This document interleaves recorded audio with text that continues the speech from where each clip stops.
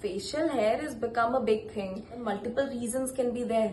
Facial hair को laser से treat किया जा सकता है. मेरे को बोलते हैं कि मैम पूरा फेस ही कर दो जब आप इतना करें. हाँ, I mean facial hair has become a big thing. Women को आजकल I've seen it so commonly कि facial hair आ रहे, especially around the chin and the neck area. Now, multiple reasons can be there. जैसे PCOS, PCOD is there, जिसके कारण आपको excessive facial hair growth हो सकता है.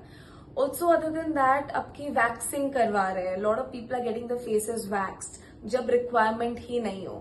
So in that case also I've seen there's an increased hair growth on the face.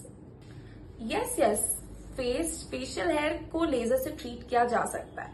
ठीक है, you have to be careful कि उससे हाँ हेयर ग्रोथ रिड्यूस होगा, बट अगेन रिमेंबर परमानेंटली गायब नहीं होंगे. For in case of facial hair आपको फ्यूचर में मेंटेनेंस लेजर के सेशंस की रिक्वायरमेंट रहेगी. You have to keep that in mind. So एक और चीज है कि आपके जो फेस के जो हेयर है, you have to be very careful what hair can be lasered and what cannot. You have to see the thickness of the hair. जो बहुत फाइन हेयर होते हैं वहां पे लेजर नहीं कर सकते हो. If you do that then आपको you might see something called paradoxical hair growth.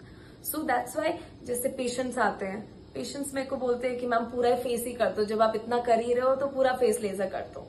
Then it's a big no. You have to be very careful कि आप कौन सा पार्ट ऑफ द हेयर, कौन सा पार्ट ऑफ द फेस का laser कर रहे हो and which parts should be avoided. Otherwise, you're going to face something called paradoxical hair growth, that is increased facial hair growth after laser.